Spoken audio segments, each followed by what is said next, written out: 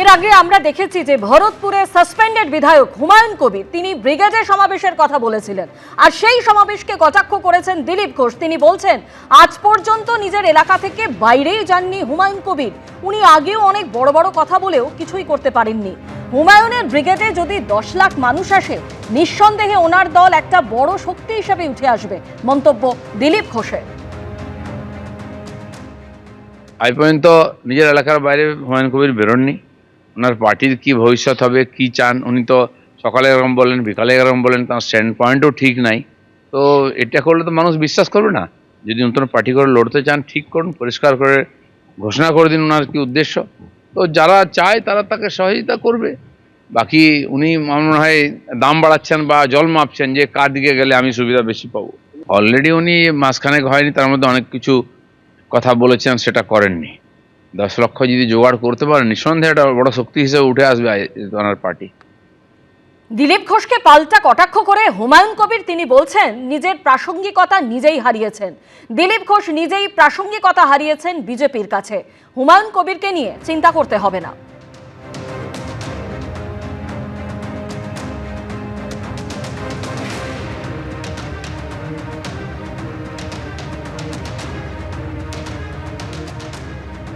দিলীপ বাবু নিজেরই প্রাসঙ্গিকতা হারিয়েছে বিজেপির কাছে, কারণ ওয়েটিংয়ে আছেন তিনি। নিজের কথাটা মানুষকে আগে পরিষ্কার করুন যে অমিত শাহজি এসেছিলেন, তিনাকে আলাদা করে রেখেছিলেন, আগামী দিনে তাকে তার পুরনো জায়গা ফেরত দেবে বা তাকে একজন গুরুত্বপূর্ণ নেতা হিসাবে বাংলার মানুষের কাছে তুলে ধরবে, সেটা বিজেপির নেতৃত্ব জানে। ওনাকে আমাকে নিয়ে এত চিন্তা করার দরকার নেই। আমি নওশাদ না, আমি বাংলার রাজনীতিতে দিলীপ বাবুর থেকে অনেক আগে থেকে রাজনীতিতে আছি। দিলীপ ঘোষকে মানুষ চিনেছে 2015 সালে। তার আগে মানুষ, ঝাড়গ্রামের মানুষ চিনত দিলীপ ঘোষকে, বা কিছু RSS-এর যেখানে ক্যাম্প অফিস চলতো সেই সব জায়গায় দিলীপ ঘোষের পরিচিতি ছিল। তো 2015 সালে ভারতীয় জনতা পার্টি দিলীপ ঘোষকে বাংলার মানুষের কাছে বিজেপির সভাপতি হিসেবে তুলে ধরে। দিলীপ ঘোষ বাচালতা বেশি করে, এই বাচালতার কোনো জবাব হয় না। দিলীপ ঘোষ নিজের প্রাসঙ্গিকতা নিয়ে বিজেপির সঙ্গে কথা বলুক এবং তাকে আগামী দিনে বাংলার রাজনীতিতে কোনো জায়গা দেবে কিনা সেটা বিজেপির কেন্দ্রীয় নেতৃত্ব ঠিক করবে, এখানে আমি ঠিক করার কেউ। রাজ্যে বিধানসভা নির্বাচনের আগে ভোট চুরির অভিযোগ তুললেন অভিষেক বন্দ্যোপাধ্যায়।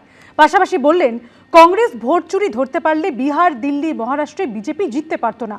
পাল্টা বিজেপি তৃণমূলের আঁতাতের অভিযোগ তুলে আক্রমণ শানিয়েছে কংগ্রেস। বিহারে বিধানসভা ভোটের সময় তথ্য পরিসংখ্যান সামনে এনে নির্বাচন কমিশনের বিরুদ্ধে ভোট চুরির বিস্ফোরক অভিযোগ তুলেছিলেন রাহুল গান্ধী। সরাসরি প্রধানমন্ত্রী, স্বরাষ্ট্রমন্ত্রী এবং মুখ্য নির্বাচন কমিশনারের বিরুদ্ধে সরব হয়েছিলেন লোকসভার দলনেতা ও কংগ্রেস সাংসদ। लोकतंत्र पर आक्रमण हो रहा है, अंबेडकर जी के कॉन्स्टिट्यूशन पर आक्रमण हो रहा है और डायरेक्टली मोदी जी, अमित शाह जी और ज्ञानेश जी जॉइंटली पार्टनरशिप बना के कर रहे हैं और इससे देश का बहुत नुकसान हो रहा है, भारत माता का नुकसान हो रहा है, डैमेज हो रही है। मेन मुद्दा वोट चोरी का है और SIR उसको अब कवर अप करने का है और इंस्टीट्यूशनलाइज करने का। কিন্তু শেষ পর্যন্ত বিহারে বিপুল ভোটে জয়ী হয়েছে এনডিএ। পশ্চিমবঙ্গেও কয়েক মাস পর নির্বাচন, তার আগে চলছে SIR। এই আবহে ভোট চুরির অভিযোগে বিজেপিকে নিশানা করতে গিয়ে কংগ্রেসকে দোষেছেন অভিষেক বন্দ্যোপাধ্যায়। चोरी वोटर लिस्ट में हो रहा है। अगर कोई पॉलिटिकल पार्टी कांग्रेस ये पकड़ लिया होता, हरियाणा से, महाराष्ट्र से, न्यू दिल्ली से, बिहार से, चारों स्टेट में बीजेपी हारी। आम आदमी पार्टी दिल्ली में पकड़ नहीं पाया, बिहार में RJD कांग्रेस पकड़ नहीं पाया, इसलिए बीजेपी 88% का स्ट्राइक रेट लेके जीता है। পাল্টা বিজেপির সঙ্গে আঁতাতের অভিযোগ তুলে তৃণমূলকে বিঁধেছে কংগ্রেস। तो ये जो भतीजे है बंगाल के, और राहुल गांधी जी की जो दिखाए हुए राह उसको अपनाते हुए और नकली करने में जुट गए हैं। अभी इस बार भी ECI गए और निकलते ही वो कांग्रेस को गाली देने की उनको याद आई। राहुल गांधी को दिखाए हुए सारे जो मुद्दा थे, सारे जो शिकायत थे, उनको नकली करते हुए वो खुद को कुछ समझने लगे हैं। असलियत में बीजेपी के खिलाफ बात उनसे उनसे उनकी मुंह से नहीं निकलते। আচ্ছা, অভিষেক বন্দ্যোপাধ্যায় কংগ্রেসকে আক্রমণটা কোথায় করেছেন? কংগ্রেসের ভুলটা ধরিয়ে দেওয়া যাবে না? আর কংগ্রেসের আক্রমণ করার জন্য কংগ্রেসের মধ্যেই তার ওয়ার্কিং কমিটির নেতারাই তো বসে আছেন। ওখানে দিগ্বিজয় সিং থেকে শুরু করে ওখানে যা যা খেলা চলছে, তো তার জন্য আবার বাইরে থেকে লোক লাগবে নাকি? আর অভিষেক বন্দ্যোপাধ্যায় কি বলেছেন? বলেছেন এই যে ভোটার লিস্টে কারচুপি মহারাষ্ট্রে করেছে বিজেপি, দিল্লিতে করেছে, হরিয়ানায় করেছে, এগুলো তো তখনই ধরা উচিত ছিল কংগ্রেসের। ধরতে পারেনি বলে বিজেপি স্টেটগুলো জিতেছে। সব মিলিয়ে বিধানসভা নির্বাচনের আগে ভোট চুরির অভিযোগ ঘিরে তপ্ত রাজ্য রাজনীতি। আশাবুল হোসেন, এবিপি আনন্দ। বিধানসভা ভোটের মুখে দেশের প্রথম বন্দে ভারত স্লিপার ট্রেন পাচ্ছে পশ্চিমবঙ্গ। বৃহস্পতিবার রেলমন্ত্রী অশ্বিনী বৈষ্ণব জানিয়েছেন 17 বা 18 জানুয়ারি হাওড়া গুয়াহাটি বন্দে ভারত স্লিপারের উদ্বোধন করতে পারেন প্রধানমন্ত্রী। আর এদিকে এই নিয়ে শুরু হয়েছে রাজনৈতিক চর্চা। চলছে এসআইআর এর শুনানি, তারপরই পশ্চিমবঙ্গে বিধানসভা ভোট। তার ঠিক আগে দেশের প্রথম বন্দে ভারত স্লিপার ট্রেন পাচ্ছে পশ্চিমবঙ্গ। চলবে হাওড়া থেকে বিজেপি শাসিত অসমের গুয়াহাটি পর্যন্ত। বৃহস্পতিবার রেলমন্ত্রী অশ্বিনী বৈষ্ণব জানিয়েছেন প্রধানমন্ত্রী নরেন্দ্র মোদী বন্দে ভারত স্লিপারটির উদ্বোধন করবেন।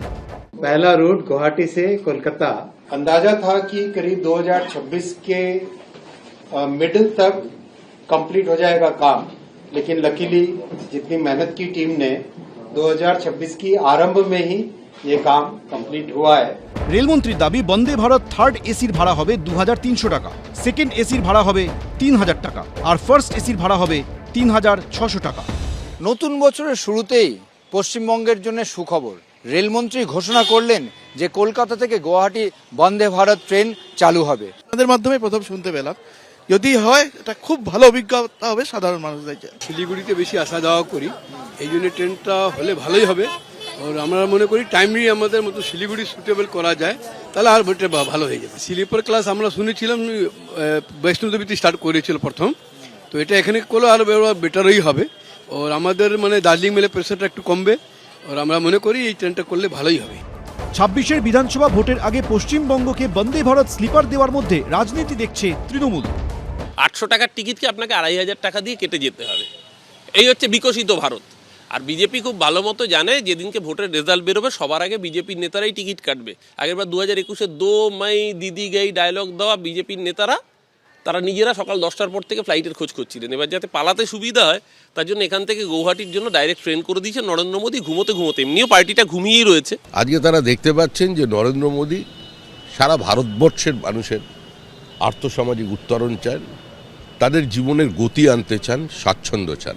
কিন্তু দুর্ভাগ্যের বিষয় এটাই যে পশ্চিমবঙ্গের 43টা রেলের প্রজেক্ট বন্ধ হয়ে আছে জমি জটের কারণে।